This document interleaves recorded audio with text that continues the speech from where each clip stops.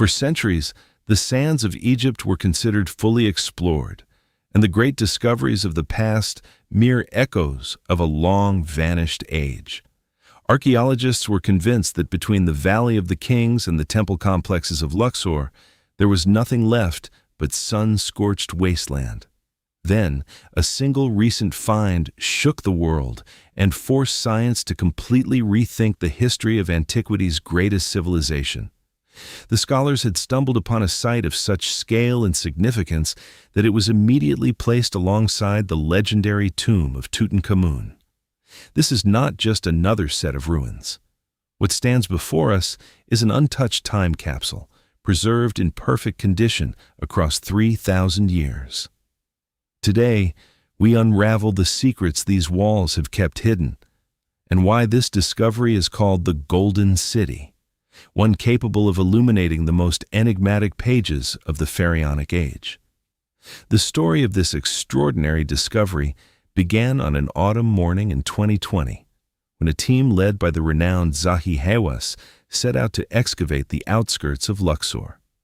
Not one member of the expedition suspected that instead of modest remnants of a mortuary temple, they would uncover something that defied imagination.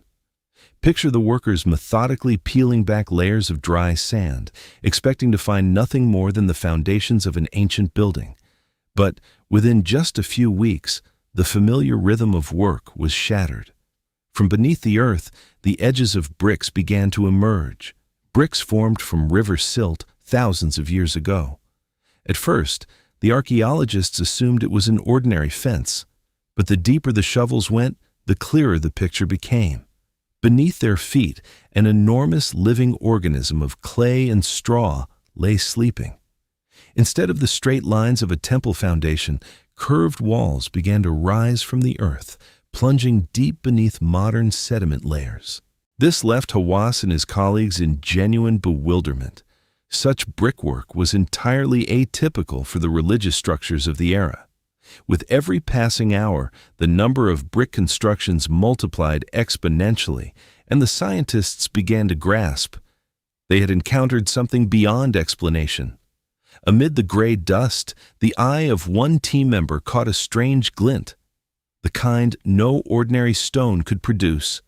When a brush carefully swept away centuries of grime, a tiny fragment of precious metal appeared, fused into the remains of an ancient object. That bright flash against the dull mud brick made the archaeologists' hearts beat faster. Gold in such quantities rarely appears in ordinary utility buildings. A premonition hung in the air.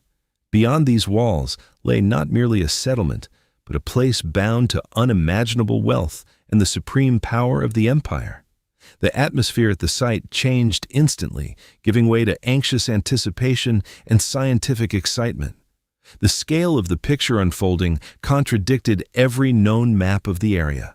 No one present could explain why such tall and extensive structures had survived in this particular place, and the preservation of the brickwork was simply flawless for something of such venerable age. As scholars cleared ever more sections of the site, an incredible tableau of ancient urban planning began to emerge. What had first appeared to be a chaotic heap of bricks proved to be a carefully planned system of streets and lanes, dividing the space into functional zones. The researchers were astonished at how deliberately the ancient builders had approached the organization of this place, creating a genuine living organism out of clay and straw. The most remarkable discovery was the unusual zigzag walls that snaked along the main passageways, forming a broken line of facades. Such an architectural form was exceedingly rare in ancient Egypt, and immediately prompted researchers to consider the deep logic behind the decision. These undulating structures not only gave buildings extra resistance against the wind, but also created natural niches for the inhabitants' various needs. Every bend in such a wall revealed a fresh view into interior courtyards where life had pulsed 3,000 years before. The zigzag walls continued to provoke debate among experts. Their form evoked symbolic representations of water or infinity. The archaeologists advanced carefully into the settlement's interior, aware that they were walking the very same roads once trodden by the subjects of a great pharaoh. In some places, the height of surviving walls reached 3 meters, allowing researchers to literally step inside rooms and feel the scale of the spaces. Many houses retained their doorways and even their thresholds, the same ones that people crossed during the height of the 18th dynasty. The entire city was divided into distinct quarters, each with its own purpose. In the residential zone, houses stood densely together, creating the atmosphere of a busy, intimate suburb, where every door concealed its own story. The city's industrial areas looked quite different. Open platforms and massive structures designed for the collective labor of hundreds of craftsmen predominated there. The powerful outer wall served not only as defense, but as a means of controlling the flow of people, directly indicating the settlement's closed status and the close attention of state administration. The astonishing preservation of the structures created the illusion that residents had abandoned their homes just a few days earlier, leaving behind nothing but dust and silence.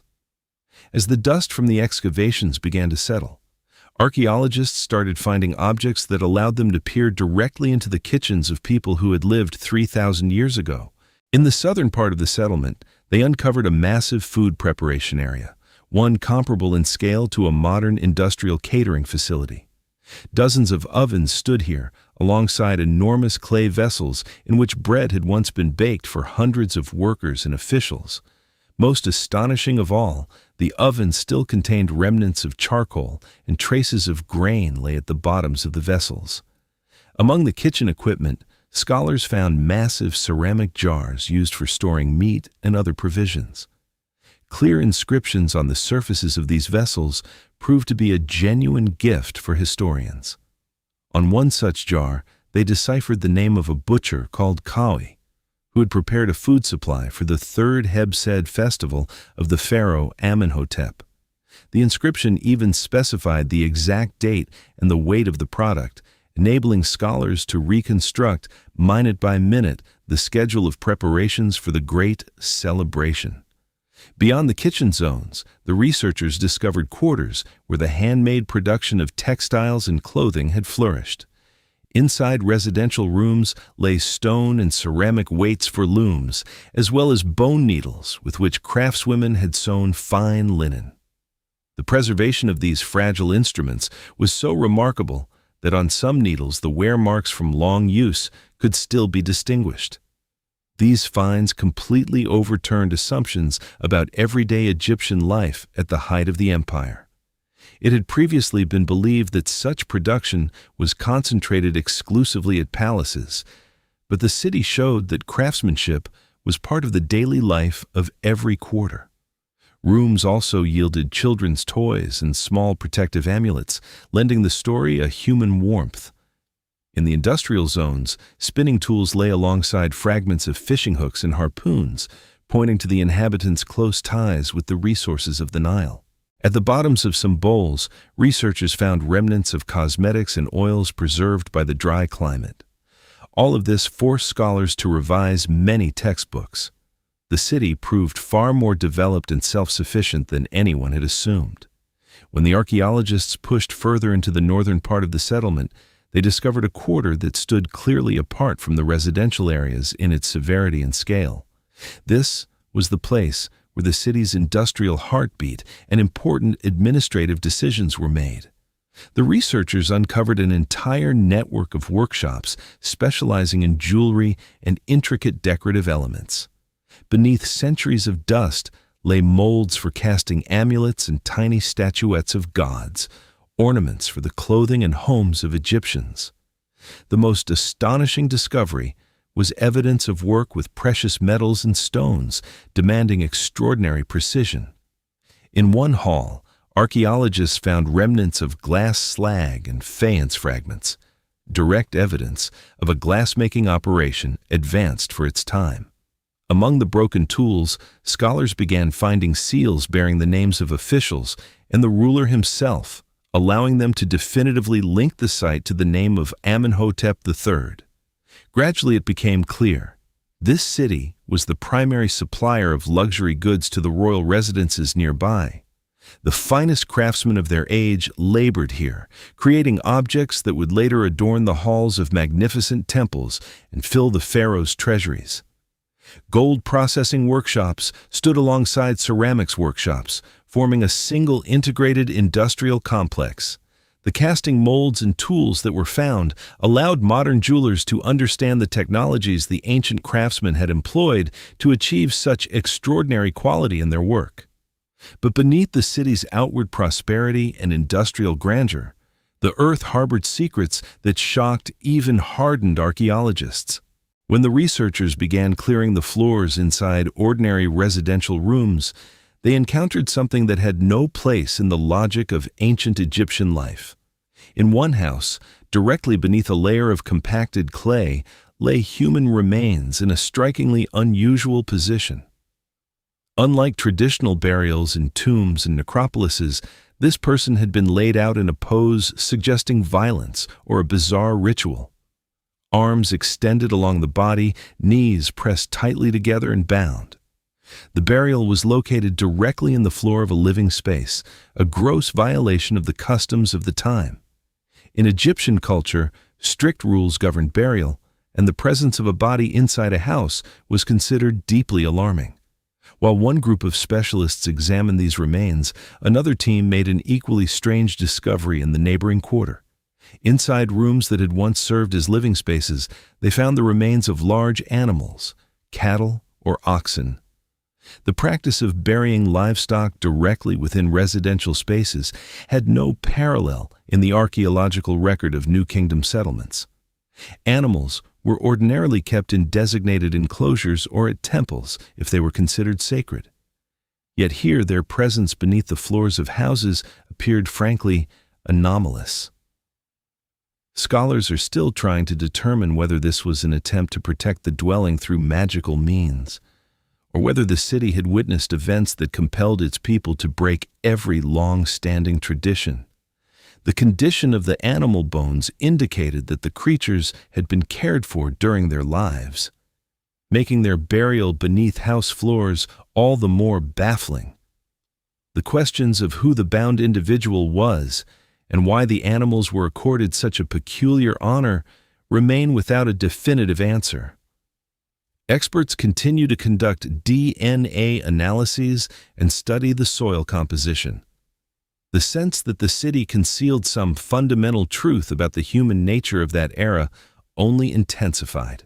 These finds foreshadowed the revelation of the central mystery, the one that explains why life in this enormous and prosperous metropolis came to such a sudden end. To understand why this city arose, and why it fell so abruptly silent, one must look at the figure of the man who ordered it built.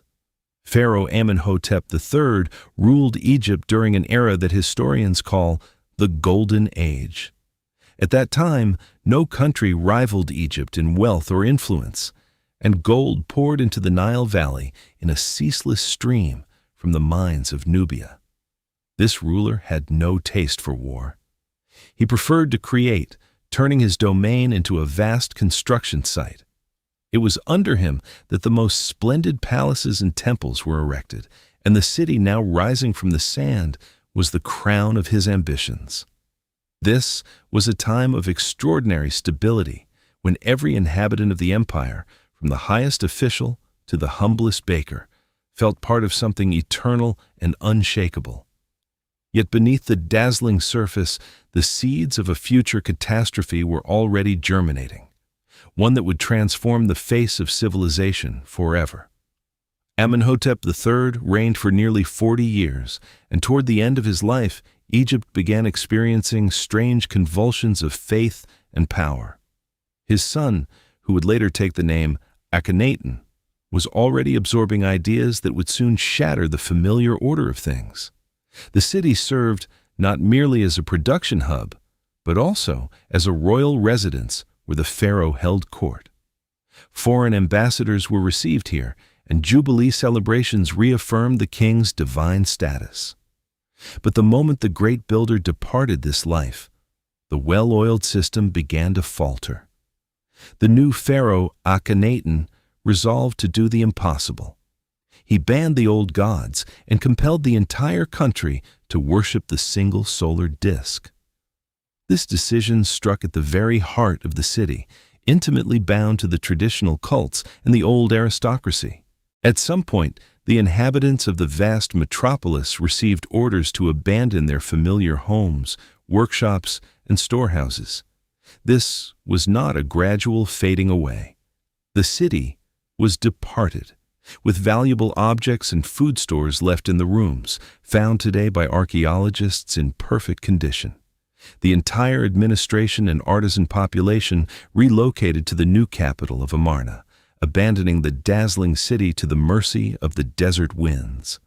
Years later, when the age of Akhenaten's fanaticism had ended, the young pharaoh Tutankhamun tried to restore the former order.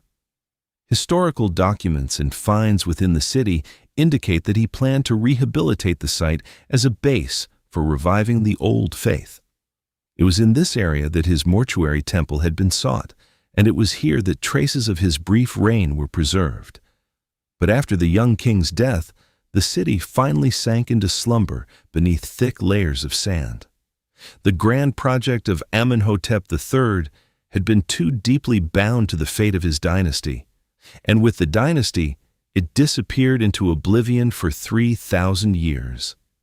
The central mystery of this metropolis's disappearance lies in the details uncovered when examining thresholds and doorways. Researchers noticed that many entrances to public buildings still bore traces of official seals, as though the city had not simply emptied but had been deliberately mothballed on the orders of the highest authority. This transformed an enormous industrial center into something resembling a gigantic open-air storehouse in which time had been stopped from above. Inside the production workshops, heavy tools and unfinished pieces remained lying on the floors, undisturbed for decades. Such inviolability of property points to a special prohibition that turned the territory into a forbidden zone. What makes the situation truly unique is that the city was never looted, something that almost invariably followed a change of power. Across the entire excavation area, scholars are finding objects of bronze, faience, and semi-precious stones that would have been worth small fortunes in their day. Yet that never happened. Akhenaten's religious reforms turned his father's brilliant metropolis into a monument of an age that the new ideologues sought to consign to oblivion, but did not dare physically destroy. It was precisely this status as an outcast among cities that allowed the fragile brick structures to survive to our own day rather than being quarried as building material for new temples. The scholars were particularly struck by the fact that in later periods of Egyptian history, when active construction was underway in the region, no one attempted to dig into these mounds. The city seemed to have slipped from the memory of its own people, becoming an invisible shadow of a great past, hidden just a couple of meters beneath the surface. Researchers describe this phenomenon as an archaeological miracle. The probability of an entire city quarter surviving in such a state of preservation approaches zero.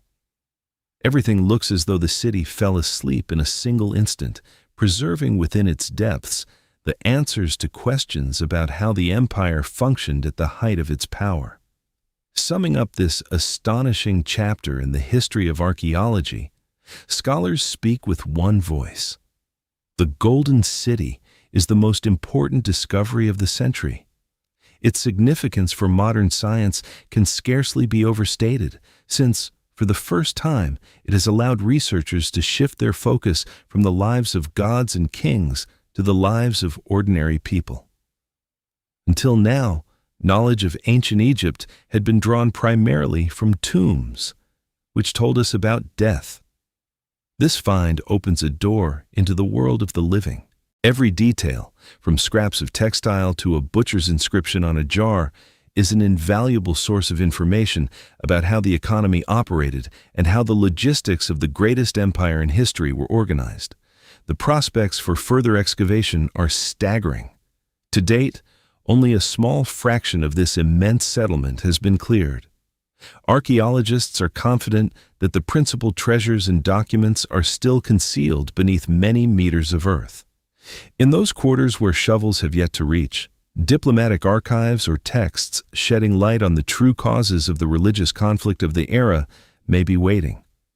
Researchers plan to deploy the latest ground scanning technologies to see the outlines of buildings that still slumber beneath the sand. This discovery has permanently altered the landscape of Luxor, transforming a scorched patch of desert into one of the most precious sites of world heritage. The city of Amenhotep III has become a symbol of how persistence and scientific rigor can bring an entire civilization, thought lost, back to life. Today, when people look upon these walls, they see not merely ruins. They see the triumph of human genius that outfoxed time itself, preserving its grandeur across 30 centuries. The future of these excavations promises to be even more breathtaking. And who knows what further secrets of Egypt's golden age will be brought to light in the years ahead. Subscribe to the channel so you don't miss new details about this unique find and other great discoveries that are rewriting history right now. Hit the bell and stay with us. The most thrilling secrets of the past are still waiting for their moment.